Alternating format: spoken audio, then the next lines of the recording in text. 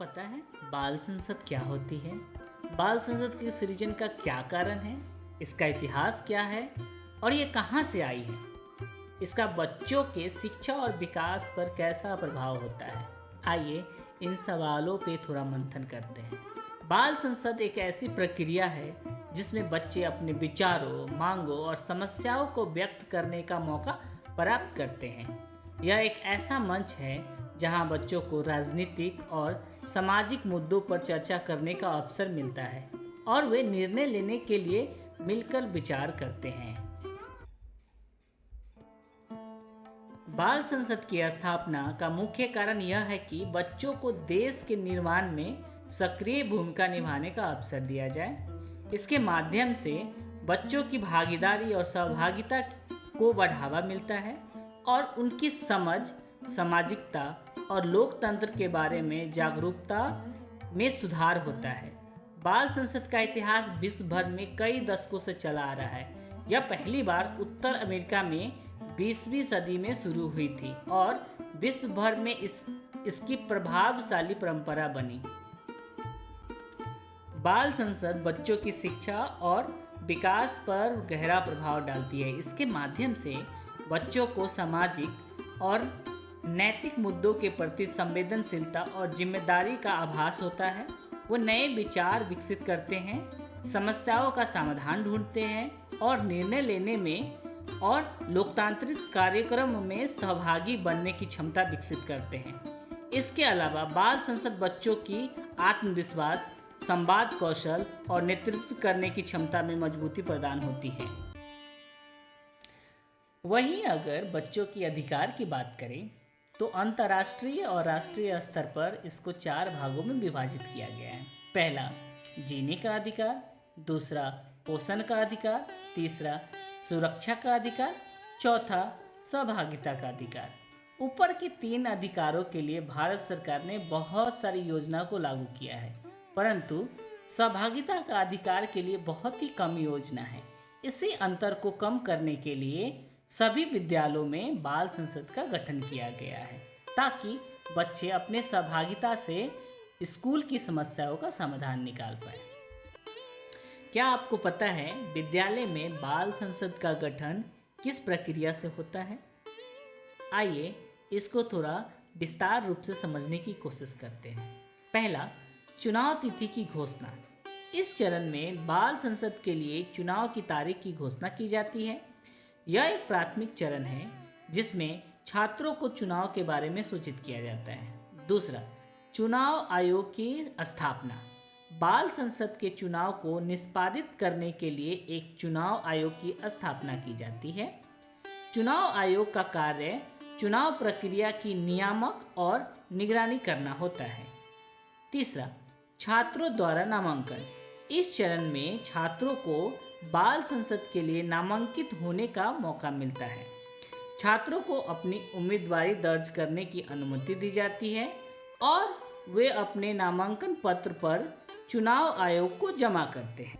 चौथा, प्रचार रैलियों का आयोजन। चुनावी महासंग्राम के लिए प्रचार रैलियों का आयोजन किया जाता है।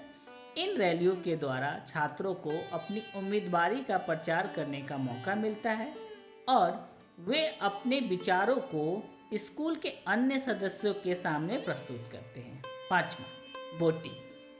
इस चरण में छात्रों को अपने पसंदीदा उम्मीदवार के लिए वोट देने का मौका मिलता है।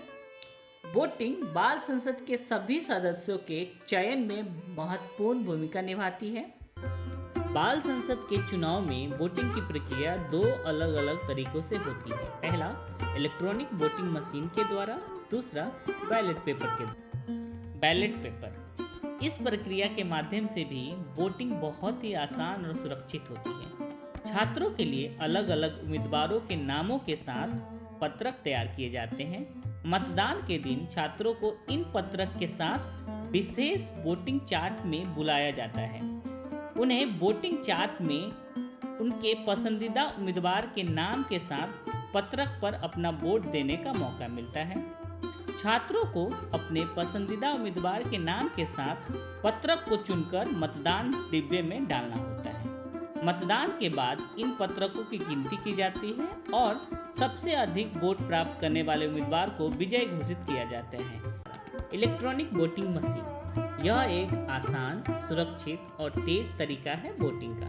मतदान के दिन छात्रों को ईवीएम के पास लाकर उन्हें बटन दबाकर वोट देने का मौका मिलता है। इसके बाद ईवीएम स्वयं उनके दिए गए वोट की गिनती कर लेता है। छात्रों को विशेष वोटिंग चार्ट में उनके वोट से संबंधित जानकारी दी जाती है।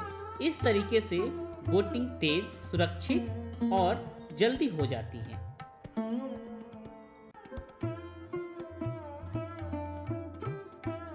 छठा, वोटों की गिनती। इस चरण में चुनाव आयोग द्वारा वोटों की गिनती की जाती है।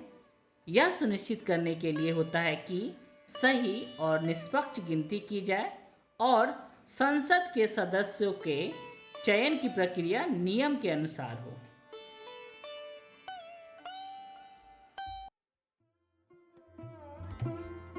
सातवां, चुने गए सदस्यों की घोषणा की जाती है, जिससे कि स्कूल के सभी सदस्य जान सके कि कौन कौन से छात्र बाल संसद के सदस्य बने हैं। यह प्रक्रिया उन छात्रों को सम्मानित करती है जिन्होंने अधिकांश मत प्राप्त किए होते हैं और उन्हें स्कूल की नई नेतृत्व की भूमिका मिलती है। आठवां, शपथ ग्रहण समारोह। चुने गए सदस्य को उनकी ईमानदारी और जिम्मेदारी की पुष्टि के लिए एक समारोह में खास शपथ दिलवाई जाती है। उन्हें यह वादा कराया जाता है कि वे संसद के कामों को सच्चाई और मेहनत से करेंगे। मैं प्रधानमंत्री स्वास्थ्य एवं स्वच्छता मंत्री, विज्ञान एवं पुस्तकालय मंत्री, शिक्षा मंत्री के रूप में शपथ लेती हूँ कि विद्यालय में शिक्षा विभाग की सारे कार्यों को सत्य एवं निष्ठा पूर्वक कार्य करूँगी। इस तरह से बाल संसद की संरचना चुनावी प्रक्रिया के कई चरणों के साथ बनती है और यह छात्रों को लोकतांत्रिक मूल्यों और कार्यप्रणाली के बारे में समझाती है। आइए हम जानते हैं कि बाल संसद की जिम्मेदारी क्या होती है। सबसे पहले हम प्रधानमंत्री के रोल रिस्पॉन्सिबिलिटी को समझेंगे। प्रत्येक 15 या 30 दिनों पर मंत्रियों की बैठक बुलाना और 3 महीनों में एक आम सभा का बैठक करना, जिसमें विद्यालय के सभी बच्चे भाग लेंगे। इस बैठक में पिछले कार्यों पर चर्चा करेंगे और आगे की योजना बनाएंगे। सभी मंत्रियों के कार्य की समीक्षा करना और उपयोगी निर्णय लेना प्रधानमंत्री का काम होता है। शिक्षा मंत्री बच्चों की सहायता से अनामांकित बच्चों और लगातार विद्यालय नहीं आने वाले बच्चों को विद्यालय से जोड़ने का प्रयास करना, सभी वर्ग कक्ष को आकर्षक बनाना, इसके लिए गुलदस्ते, टीएलएम आदि की मदद लेते हैं। सभी वर्ग कक्ष में बच्चों के लिए एक अधिगम कोना यानी सीखने हेतु कार्य करने के लिए स्थान बनवाना, जिसमें पुस्तकालय की पुस्तकें या बच्चों द्वारा तैयार की गई सामग्री रखी जानी चाहिए। विज्ञान एवं पुस्तकालय मंत्री बच्चों में पुस्तकालय की किताब पढ़ने की आदत डलवाना, विद्यालय के पुस्तकालय में उपलब्ध पुस्तकों की सूची बनवाना, पुस्तकालय की घंटी में बच्चों द्वारा पुस्तकें ली जाए वो पढ़ी जाए इसकी कोशिश करना। अगर बच्चे पुस्तक घर ले जाते हैं तो उन्हें मंत्री द्वारा खास समय के लिए ले जाने देना। विद्यालय में अखबार की व्यवस्था शिक्षकों या अभिभावकों की मदद से करना। स्वास्थ्य एवं स्वच्छता मंत्री बच्चों की सहायता से पूरे विद्यालय परिसर को साफ करवाना, सप्ताह में एक बार या 15 दिन में एक बार वर्ग कक्ष की धुलाई करवाना, प्रत्येक दिन किसी समूह के द्वारा प्रत्येक कमरे में सफाई करवाना, वर्ग कक्ष में एवं परिसर में जगह जगह कूड़ेदान रखवाना। जल एवं कृषि मंत्री विद्यालय में पेड़ पौधे लगवाना और पेड़ों और छोटी झाड़ियों की सहायता से घेराबंदी करवाना ताकि विद्यालय हरा भरा रहे। फूलों की क्यारी बच्चों से बनवाना और प्रत्येक बच्चे अपने लगाए पौधे की देख रेख करने हेतु बल देना। सांस्कृतिक एवं खेल मंत्री प्रत्येक दिन विद्यालय में चेतना सत्र का संचालन करवाना, जिसमें प्रार्थना, राष्ट्रीय गीत, संविधान की प्रस्तावना, मौलिक अधिकार एवं कर्तव्य का वाचन, समाचार वाचन किया जाना चाहिए। शिक्षा मंत्री के द्वारा छात्र छात्राओं की संख्या अलग अलग करके विद्यालय के बोर्ड पे लिखवाना। प्रतिदिन चेतना सत्र में विद्यालय शिक्षा समिति या ग्रामीण को बुलवाना। प्रत्येक दिन बच्चों को खेल की घंटी में बच्चों के द्वारा कबड्डी, दौड़, ऊंची कूद, लंबी कूद, लुका छुपी आदि खेल करवाना। अभी हमने बाल संसद की जिम्मेदारियों को समझा है और हमें यह भी समझने की आवश्यकता है कि हम बच्चों के भविष्य के नेतृत्व को कैसे संवादशील रूप में बढ़ा सकते हैं। बाल संसद एक महत्वपूर्ण माध्यम है जिसके माध्यम से हमारे बच्चे सकारात्मक परिवर्तन की दिशा में अपनी आवाज़ उठा सकते हैं। हमारी जिम्मेदारी है कि हम उन्हें समर्पित, जिम्मेदार और सक्षम नेतृत्वकर्ता बनाएं, जो समाज में सकारात्मक परिवर्तन के संदेश को आगे बढ़ाने में काम करें। हमारे बच्चे हमारे भविष्य होते हैं और हमें उन्हें सही दिशा में प्रेरित करना चाहिए। चलिए हम सभी मिलकर इस महत्वपूर्ण कार्य का समर्थन करें।